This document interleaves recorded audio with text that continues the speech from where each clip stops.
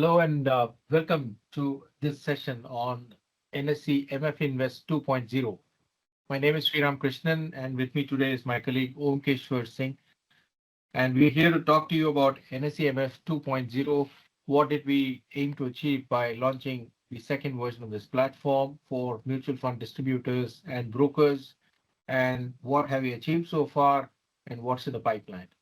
So let me begin by asking Omkesh, what do you think was the primary objective behind this entire revamp of the platform? Why don't you summarize it for our viewers and members and distributors so that we get a good piece of clarity, and then we could take it forward from there. Sure, sir.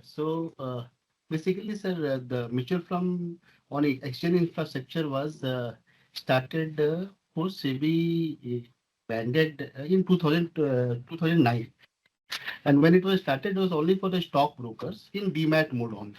Subsequently, it was felt that the reach of the exchange infrastructure can be used across the country. And 2013, mutual fund distributors were also allowed to come onto the mutual fund platform. Now, what had happened is that there was already a platform which was available for stockbrokers, and then a separate platform was created for mutual fund distributors. So, stockbrokers platform was for demat mode, and distributors platform was for non-demat. Now, So the idea was really to make a combined new platform with fantastic yes, features. yeah.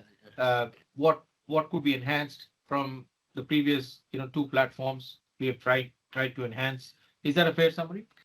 Yes, sir. So it was like because earlier there was a pool model wherein stockbrokers would pool the money and then give it to the exchanges. In 2022, that pooling was discontinued per regulatory requirement, and post that the order routing and settlement for brokers and non-brokers or distributors were same. So therefore there was no requirement of having two different platforms, two redundant platforms. And therefore, accordingly, it was merged into one platform, this NSE and MF Invest, and that is why this NSE MF Invest was introduced. So why don't you summarize the key advantages that we have tried to create in this new platform? So few of the enhancements which it has. So the focus has been empowering investors and security of the platform. So first thing was that what is the best requirement for investor that they get the same day NAV. So for that, what we did was the cutoff time from old platform to new platform is enhanced by 30 minutes. So they get 30 minutes additional wherein they can get the same day. Second thing was that for a payment gateway, when you make the payment, earlier it was if you make the payment to HDFC Bank, then you are getting the same day. Now we have enabled 7 banks. So all the 7 banks are, if you look at the bank wise, largest being SBI, HDFC, ICICI, Axis, Kotak, IDFC, IndusInd. So all seven, this covers around 80 to 90% of total PG transaction. So we're trying to democratize and introduce an open architecture model. Right, sir. So the whole idea was that what was available to the bigger distributor is also available to the mutual fund distributors. And also we introduced two-factor authentication to improve the security. Security because it is a mandatory requirement, and the platform is plug and play, and the scalability is 10 times the old platform. Understood. So there's a bit of feedback that some people have shared. I don't know if you have also heard this. That the manner in which the new platform was rolled out, maybe that could have been better. What are your thoughts on this as you look back? Yes, sir. It is very classical example of sir mathematics, sir. So generally, if you look in mathematics, we all have seen, sir. If you look at mathematics problems and read it and don't practice it, there is an issue. You can look thousands of videos, you can look thousands of demos, but when you start practicing it, you find the actual difficulty. So as far as this platform is concerned, so this was actually for brokers. It was already live from July 2024. And once it was completely stabilized, then in February 2025, we issued a market notice that on 7th of February that we will be shifting we'll be closing our platform and coming to NSE MF Invest. And the cutoff date was 38th April. So, however, we found that not many, and because it was already a running live platform, so APIs and UAT were also provided. And anybody who could do UAT, we also provided CUG. However, based on the feedbacks from member and the vendors, we extended the cutoff to May 31st, then 30th June, then 31st July. However, as I told you, we conducted at least 500 odd online webinars. Members were also able to see the webinars, but 99% of the distributors do not participate in the UAT. And as I told you in mathematics, you can see and you will feel that you understood, but when you start doing the problem, you'll find that there is some difficulty. So that was basically that was the main understanding was the main issue in this. Understood. I'm sure, I mean, we've done a number of things already to alleviate, the difficulties, some of the teething issues that members and distributors have faced. But before this, I also want to ask one other question that I keep getting asked from time to time by various people that I speak with. A lot of people are curious to understand whether there'll be an app as well. Yes, sir. So the whole idea was that we start with the web login. People are able to understand the features and product of the web login, and also we have received a lot of feedbacks. So based on the feedbacks, we have at least 20 major enhancements has been done into the platform. That is completely so we were completely open. It was whatever feedback we got, we have implemented it. The idea is that it is getting crystallized. So mostly in a month or two, every all the feedbacks which are coming will be crystallized. Once it is crystallized, then we will have a final product. Then we can work on the mobile, because if we bring a mobile product and if there are multiple changes in between, so multiple updates and releases would be required. Right. The whole idea was that once it settles completely and crystallizes, we will definitely come up with mobile app. Okay, that sounds good. So why don't you summarize some of the, big plus points of NSE MF 2.0, MF Invest 2.0, and also, maybe you can talk about some of the enhancements you have made post the go live. So as I told you, so major enhancements. So first thing we got was the OTP being only for 2 minutes. Right. So as soon as we got it, within a couple of days, we increased it to 10 minutes. Even for Aadhaar, you get 10 minutes as a OTP time. So there was genuine request, because there were some NRI customer where the time taken was more. So that is why we increased to 10. Right. Then it was regarding opening of account. So in earlier platform, it used to take from 3 hours to 1 year, 1 to 2 days. Now this is completely automated platform wherein it is completely digital. So you can create a UCC in 5 minutes. If you want to add a bank, you can add a bank in 3 minutes and the transaction can be done. So accordingly, lot of features which were there in old platform, which our distributors have been seeking, we have been adding it, and we are completely enhancing it. Plus, few things which are in pipeline has been one of the major thing has been SIP with first order today. So presently, what happens is that when there is a SIP with first order today, first the authentication mail goes to the investor. Once he authenticates, then a payment mail goes to him, where he is required to make the payment. Now, so we got a lot of feedback that key investors are missing the second mail. They are thinking by authorization only they are able to do the first payment as well. So now what we are enhancing is that as soon as authorization happens, on the same page gets refreshed and pay now button will get enabled, and from there the first payment can be done. Similarly, there was lot of demand that key we wanted everything at one place.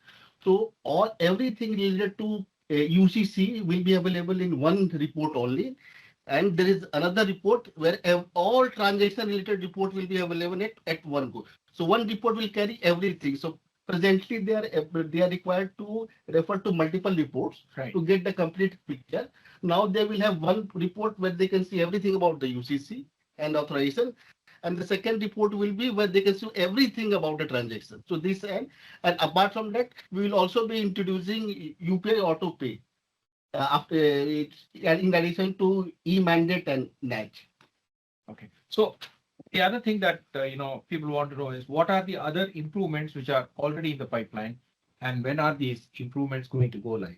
So as I have told you, sir, so major improvements have been which I have just now told you, and the first order today is likely to go in a week's time. Then about the reports which I talked about, the reports will be by mostly by the end of this month. Right. And post that we will work upon the auto pay and the mobile apps. Okay. Understood. So now for this call today, we have received a number of questions from many distributors and friends in the broking community. So maybe I'll go through these questions one by one, and you can throw light on what has happened or how does one deal with it. So what do the following error messages mean? Order expired. So generally what happens when you place an order and then you're required to authorize it, and there is a tag for authorization. So if you authorize it, then the TAT is the TAT is T plus 2. That is T day plus 2 working days. Okay. If you are not able to authorize within that time, then the order gets expired. Similarly, if you authorize The distributor can put the trade on behalf of the end investor, investor. Suppose I am the investor, right, sir, and let's say you are my distributor. So you put in a trade and for me right, to buy or sell, right, and I'm supposed to authorize it. right, sir. As soon as I authorize it, what happens? As soon as you authorize it, if it is subscription, then you are required to make payment. Right. So you make the payment. Okay. And if you have initiated the payment, then the order remains there for T plus 5 days for the payments to come. So because we have kept it T plus 5 because So as soon as the payment comes, for example, on T plus 1 day, if you cite the payment, uh, on the same day, I get the enablement. right, sir. So it should be before the cutoff. That is, And if it doesn't come through in 5 days, T plus 5, then it gets expired. then it's expired. In the case of a redemption, suppose I don't authorize it within the allowed time, So after T plus 2, it will be it expires. So that's really what then that is. What is FH KYC modification not matched? So generally what happens, sir, sometimes investors do their modifications into KYC KRA. And that modification is not impacted on our platform. So when we send a feed to the RTS, so RTS, what they do, they fetch the data from the KYC KRA. And if it does not match, then this type of error comes. Oh. So the request would be that if you have made any changes directly with the KYC KRA, same changes should be updated into the UCC. Okay. Understood. So they have to notify us. Right. So it has to be updated. Once it is updated, then it will be no issue with this. Okay. Tax status mismatches for NRIs, PIOs. Yes, underscore NRO. So generally what has happened, sir, that both RTAs are required to keep the same code for the same type of tax status. However, there is for PIOs, both RTAs have separate codes. Now, since its platform is standardized and one code was used for both, however, there is no synchronization within the RTAs. So first we approach the RTAs that make the changes and synchronize it. But however, they said they are not able to do it. So now what we have done is that we have taken up the development, and we will cast the tax codes. So it will take around a week or two. So and accordingly, all these issues will be resolved. Okay. There have been some cases where slight delays and refunds have been experienced. Yes. Why are these delays happening? So there are two types of delays, sir. One is that everything, if there is some mismatch in the payment received and the order and the bank details, then that gets rejected at the exchange level. Okay. And that is refunded within T plus 2 days. Okay. Now, if we take the money and give it, and it is given to the AMC RTA, and then the rejection is at the RTA's end, then RTAs take minimum T plus 5 days to refund the money. Then once the money comes to us, then it takes T plus 1 day to refund. So it depends upon what type of rejection is there, whether it is exchange rejection or whether it is the RTA rejection. Sometimes it also happens that the money has come, there is no order and there is no details. So unless and until member is able to provide us the account number, IFSC and all details, we are not able to refund. So these are the cases which we have. Okay. Some people have asked, is there a limit on NRA transactions to compliant AMCs? Yes, sir. So what the system is designed in such a way that depending upon NRI status, if the countries which are allowed, in those countries only the NRIs will be able to make the transactions. Okay. So those schemes will be not be visible. It may be visible for the other, it will not be visible for the NRIs for the same schemes. Why is there no cancellation or modification option for ex-SIP registration? So XSIP can be cancelled. So SIP by design of the Can be AMC cancelled, but can't be modified. cannot be modified. You can even today because it is at the AMC RTA level. Okay. So their modification cannot be done. So cancellation can be done. So cancellation can be done at least 3 days prior to the SIP date. Okay. So what happens is that we send a payment collection. So once a payment collection is sent, then we cannot allow the cancellation because money debit is already for the instruction for debit of the customer account is already gone. So post that it is allowed, and before the T+2 it is allowed. T-2 it is allowed. Okay. Why are ex-SIP installments rejected due to insufficient balance? But in fact, balance is actually available. Yes, it is basically between. It generally happens. The all the collection of e-mandate match happens through NPCIs. So whatever destination bank gives the response to the NPCI, the same response is received to us. So accordingly, we populate it for our members and customers. So once we receive such queries where the balance was there and it was still showing balance not available, then we take it up with the service providers or the bank, and they take it over the NPCI for the destination banks. Okay. Can the ex-SIP registration process be simplified to a single linked process with first order today, which Yes. is authorization and payment? Right, sir. So as I told you, presently it is the authorization happens and then the payment happens. Now in a pipeline, as we told you, it will take possibly a week's time, wherein along with authorize, as soon as the authorization happens, the page will refresh itself and the pay now link will get populated from where the payment can be done. So no need to go back to mail and again search for the payment for the first order. Okay. Are confirmation emails missing for ex-SIP STPs? So generally, sir, we give the intimation and authorization mail. So authorization mail goes, and once the authorization is done by the investor, then only cancellation is done. Okay. So, however, we are taking feedbacks and whatever there be, if there be any gaps where the confirmation messages are required, we will incorporate those messages into the platform. Okay.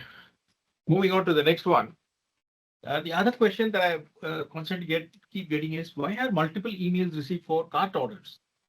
Yes, sir. So presently the system was that we had single orders.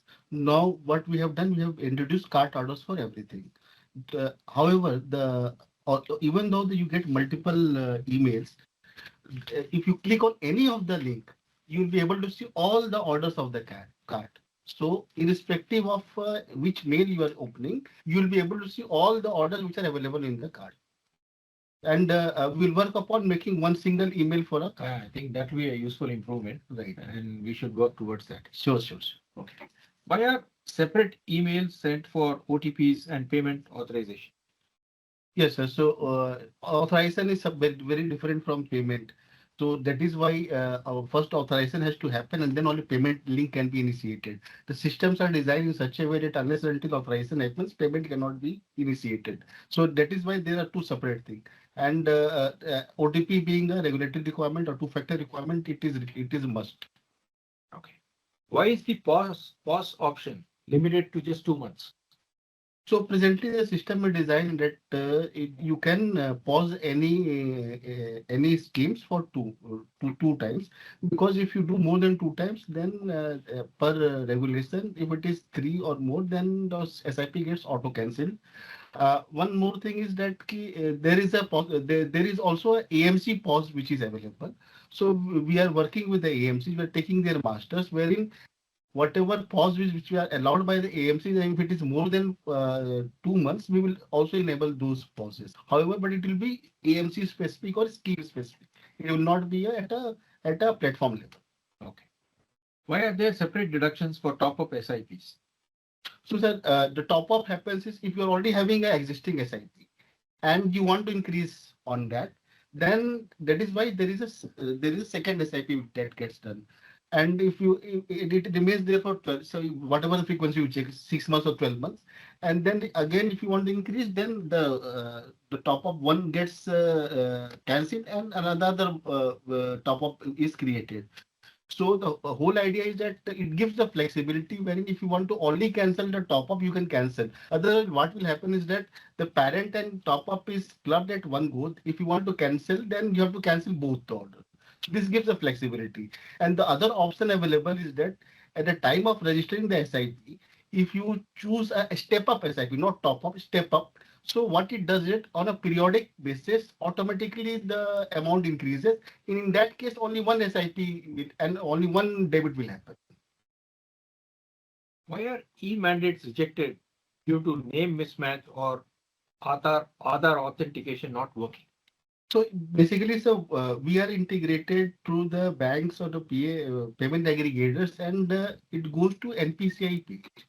So once it goes to NPCI page, if they get the response where the name is not matching with the UCC which is available, so then because of that name mismatch comes. At times when Aadhaar is not working, then Aadhaar OTP will come, but that is on the NPCI side which happens, which is beyond our control. However, there are other options available. You can use net banking or debit card. So there are three options through which you can do the authentication: net banking, debit card, or Aadhaar. How can we check old, new records and total customers on the NSE MF Invest platform?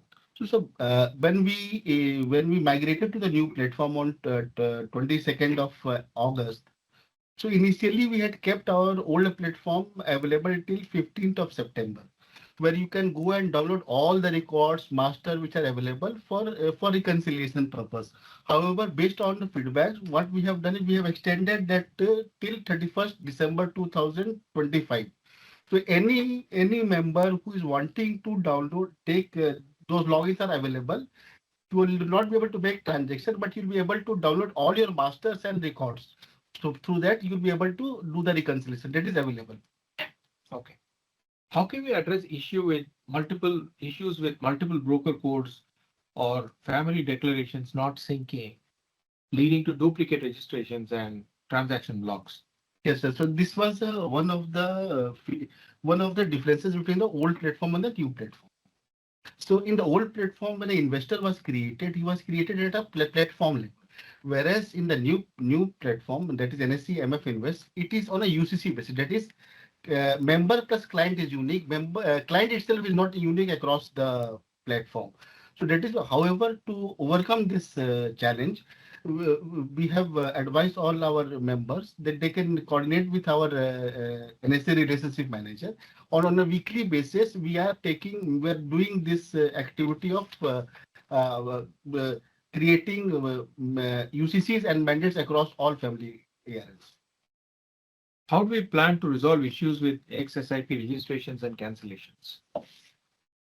So we wanted to understand from the query key means what type of problem which were getting faced. So once we have the details, so what we'll do is that we have the detail of the our member who has put these questions. We'll take the details and accordingly. Some of the queries that have come in are around the support, from Right. NSC, either the back office team or the RM team. There are obviously some difficulties in this period. So what are we doing to make this experience much better than what it is now? Yes, sir. So what I will do is that we'll not shy away from. We'll give you the facts and figures so that we understand how it happens.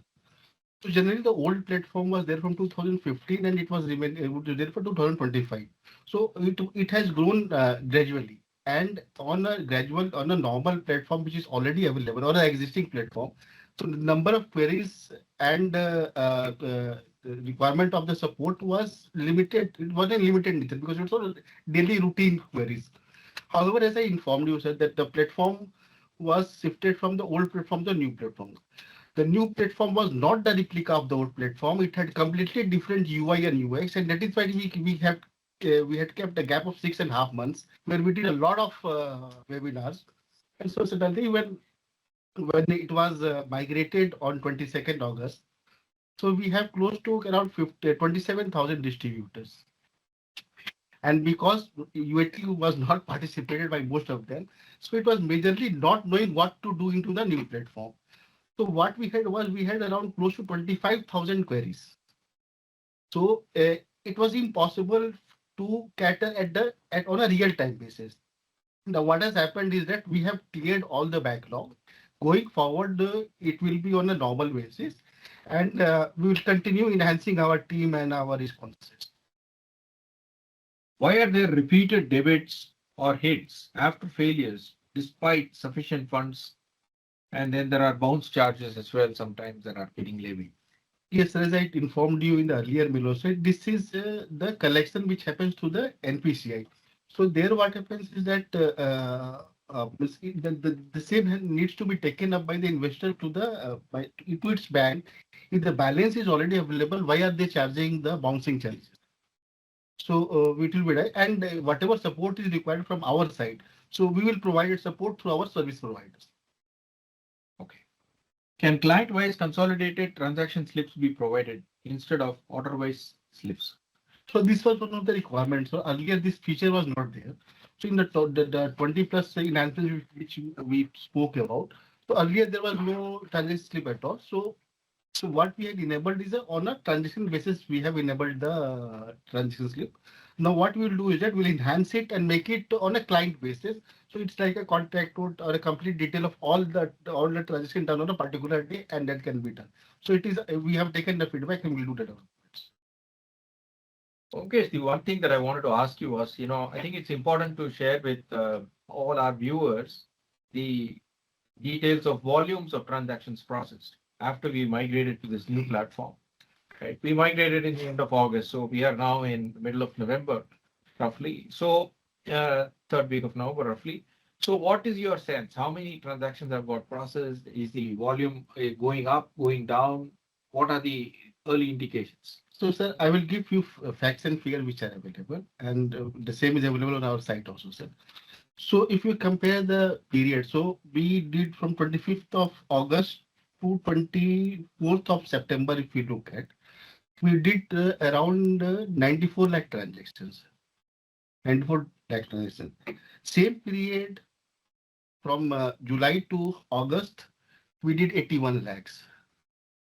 1 month prior to that same period, we did 81 lakhs, then 78 lakhs. So what we see post migration, we have seen over a million transactions, which has increased.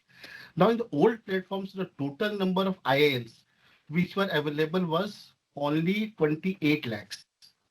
That is the number of investors. The investors count which is available today on NSE MF Invest is 5 crores. So that is the kind of the infrastructure which NSE MF Invest is. And that we are this month will be crossing 1 crore transaction in the month. Oh, that's good news. Uh, as you look back upon the last couple of months after we went live, what is your own personal takeaway? What is your sense? I mean, where are we required to make urgent, changes, if any, based on all the feedback that has come? And are there any longer term, oriented improvements that are also coming to your mind? Yes, sir. So what we'll do is that we'll keep working on enhancing the customer experience. And one of the most important being the requirement is being that the people want a portfolio management services. So on a long-term basis, because we are a transaction platform, we don't presently we do not do those type of we don't provide such type of services. However, we will work with the RTAs and try to provide the portfolio level services to our investors. And as already informed you, said that we will also enable auto pay for UPI auto pay. So the benefit of UPI auto pay is that so in eNACH the drop is around 50%. In auto pay the drop is only 10%. That is 40% extra business. So we want to enable our distributors members to do more business. The platform is scalable business, and whatever feedbacks we are getting, majorly we have already incorporated. The last two being single report for all their customer details and single report for all their transaction details. and this will be available within 10 to 15 days. Okay. One of the other questions is, around the escalation matrix. I think, some of the members and distributors, they have wanted to escalate the issue that they are facing at a point in time. Uh, do we plan to publish a proper escalation matrix so that people can reach all the way up to you, to me, and even beyond if need be? Yes, sir, we will do that. So presently to our relationship manager, we are also to the mails which have come to us. So we have a support ID. So we requested all our members to